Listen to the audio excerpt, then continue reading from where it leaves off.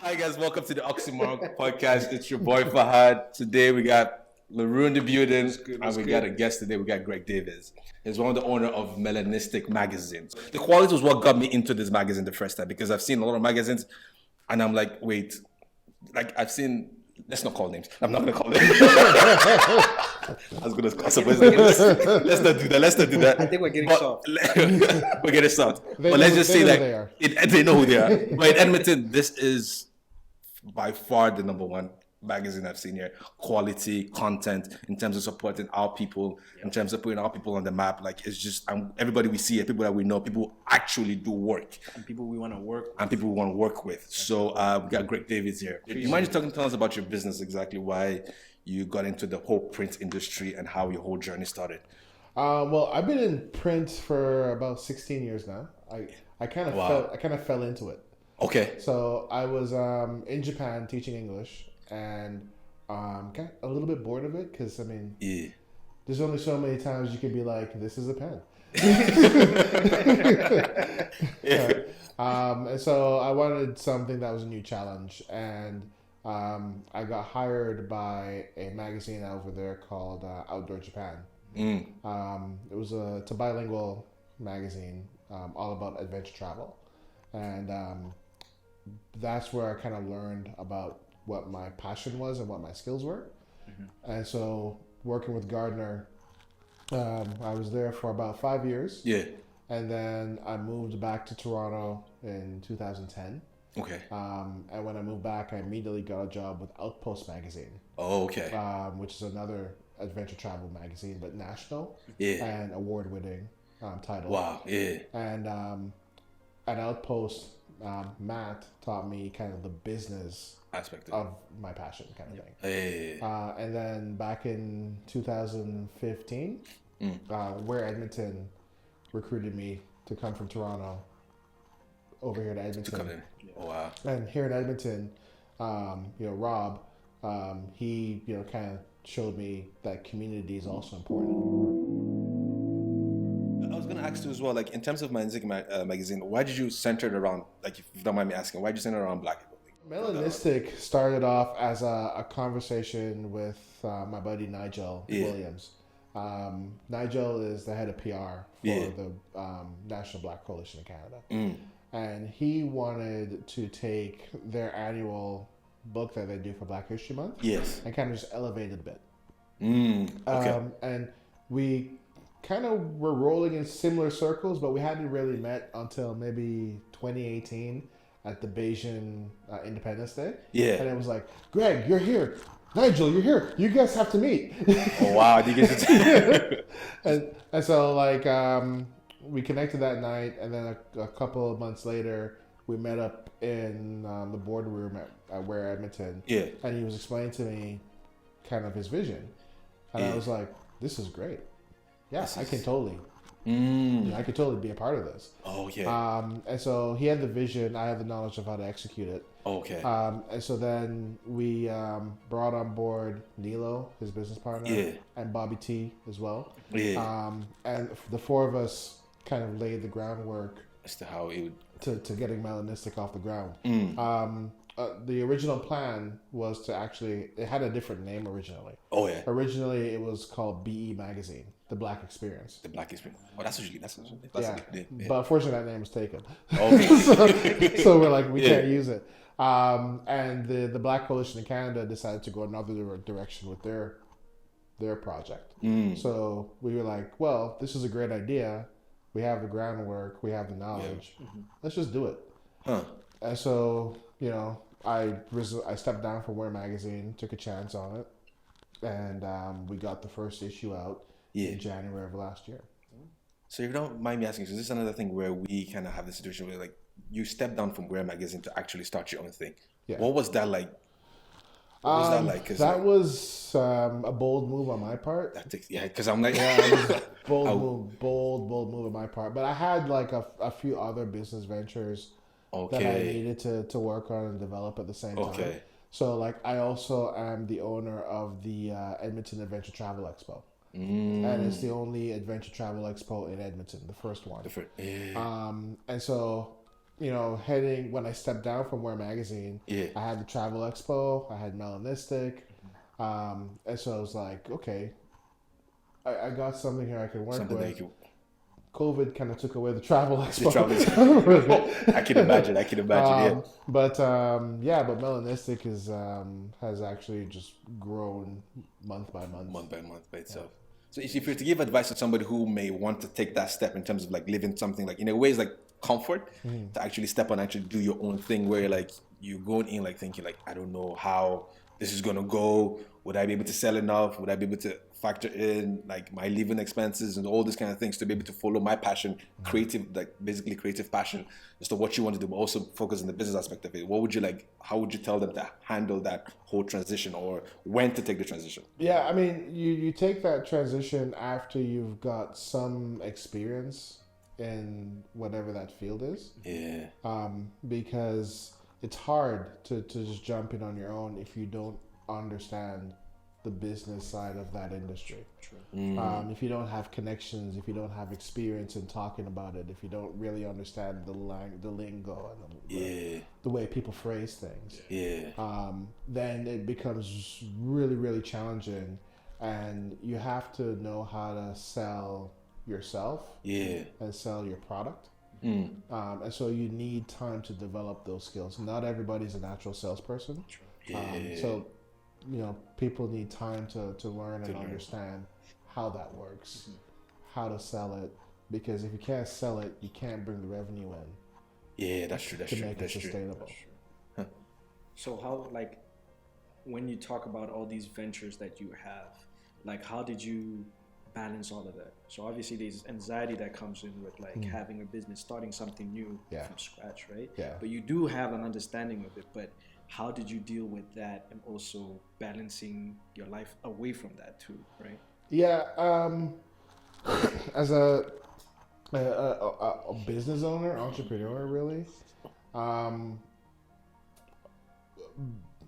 work-life balance is not what you might think. It's different from when you're working for someone. Right?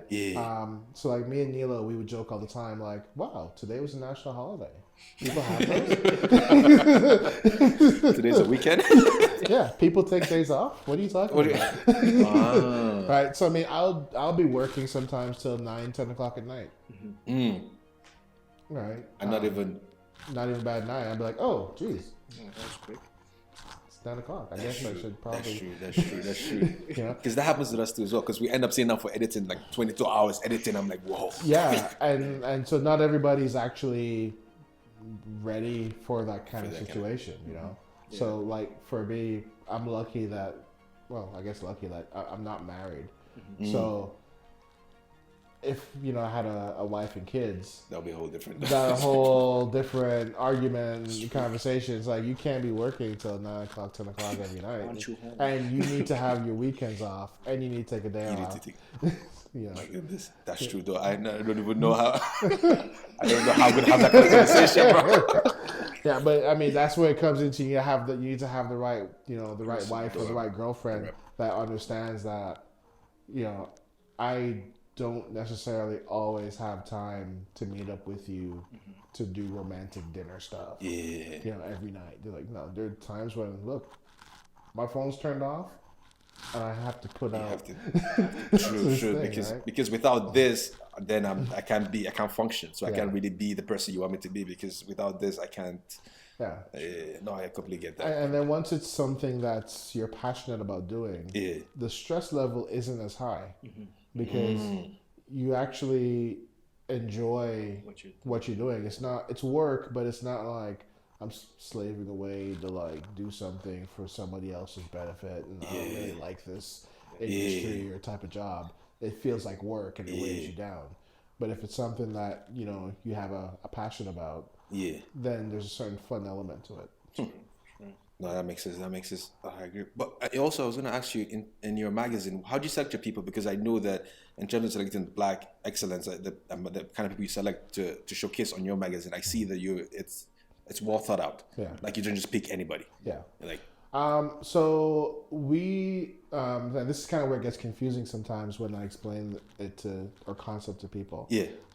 For years, we've been used to, magazines in the Black community that only focus on. We'll just do 30 pages of profiles on people. Yeah. Right. We don't do that. Okay. So this particular issue here, to my young Black entrepreneurs, yes, is a very specific concept that only happens once a year. Okay. Right? Okay. Right? Well, we focus on journalism. So we tell stories, we write columns, and that's how that's how we tell the story. So like to my young Black entrepreneurs, what we did for this particular issue, we did a social media call out. And we said, hey guys, give us some names of some people that you want us to look at to my young Black entrepreneurs. Yes. And then we got lots of different entries in. Yes. And we have our kind of criteria in terms of who we pick. And so we focus on like what's your impact in the community and business at large. Yes. What's your presentation like? So like if you don't even have an Instagram page. Well, image. Yeah, what can I do, right? Yeah, we've been banging that on. It's about image. Right? Yeah, it's about image. So it's like, I have a certain responsibility for when I'm talking about these entrepreneurs to make sure that they are so legit that if someone sees it and like Lulu, she's on the cover. Yeah. Someone sees Lulu like, oh man, I need to call a lawyer, Black female-owned law firm. Oh, I'm in, man. Let me call Lulu, see what she's about. Of course, yeah. But I know that Lulu is like established and she's like on her way and she's got a certain profile and presentation and style. Yeah. That I know when someone goes to her, they're going to be happy, they're going to be satisfied, and they're not going to be like, we had a bad experience at this particular business. I heard about it in Melanistic. That's the worst. Yeah. That's the absolute worst. Right? It's like, I want people to say, I went to this particular company or this particular service. I had the best experience. And I got that information from Melanistic. And then they'll tell their friends, where'd you hear about Lulu? Melanistic. Yeah. Can we touch on the image again? Because I feel like this is something that there's something recently we had to deal with. We're emphasizing because I honestly I never knew the importance of image. Like I always present myself in a very, very presentable way. I like to do that, but I never really actively really understood why it was so important.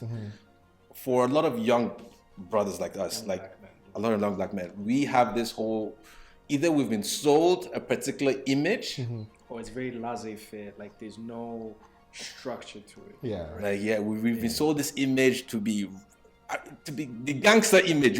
That's always the rugged, the tough. That's the image. We want to boys from the hood. We want to dress a particular way, look a particular way, talk a particular way. But it's your own brand. It's your own brand. So it's totally different. To look a particular way, dress a particular way. But how is that affecting us? Like how could that negatively impact you as a? Well, I think the first thing is to remember who you're presenting the image to, right? And you always have to remember that most of the people that you're going to interact with have no idea about who you are, what you're doing, what you're about. And so you have to position yourself where it's not just my crew that's going to be happy with my image, but it's going to be that guy who's white, who's in his 50s, that takes a cruise to the Caribbean maybe once a year with his family. Yeah. Right? Maybe you've watched a few documentaries on safari tours in Africa. Yeah.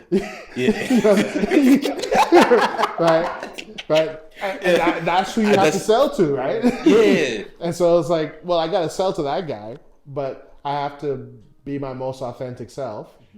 But then at the same time, make sure that in being my most authentic self, they understand where I'm coming from. They learn something about where I'm coming from.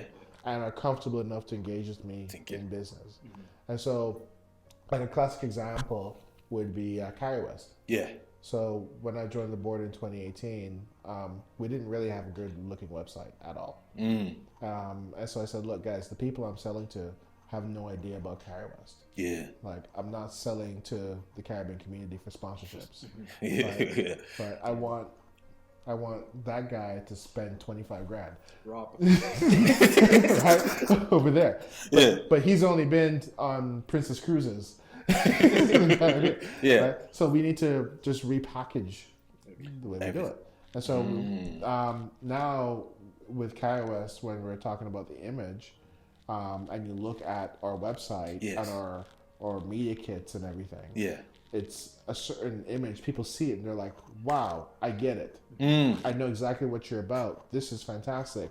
Pictures look great. Grammar is great. Readability is great. I can follow along and see what the story you're trying to tell. Yeah. And then they, are They're open willing to the conversation.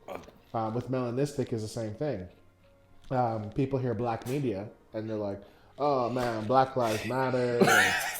And trauma. Well, no, so it's true, right? They're like, oh, black. Oh man, how many? And it's like, well, no, Black Lives Matter, yes, but Melanistic is not about politics. Melanistic is about we are very much a Black Lives Matter rooted thing. Of course, yeah. But we're telling positive stories about the black community, and we're focused on telling those positive stories to help you understand more about our community. We're not just about jerk chicken and them kind of thing. Like, there's more to us. We have, professionals. We have businessmen, engineers, nurses, lawyers, doctors, and then also for younger people to see that, wow, look, there's a lady in Edmonton that's a lawyer that owns her firm. She doesn't work for a firm. She's not a partner in the firm. Wow. She owns the firm. Wow. And so then that inspires younger people to see, wow, I can do the same thing. I don't have to just play basketball or football or get into hip hop. Right? Thank you. I feel it. Right? No, that's true. And so like the stories that we tell from that lens of Black Lives Matter is about the positive stories and the positive reinforcement of what's happening in the black community. Absolutely. No, that's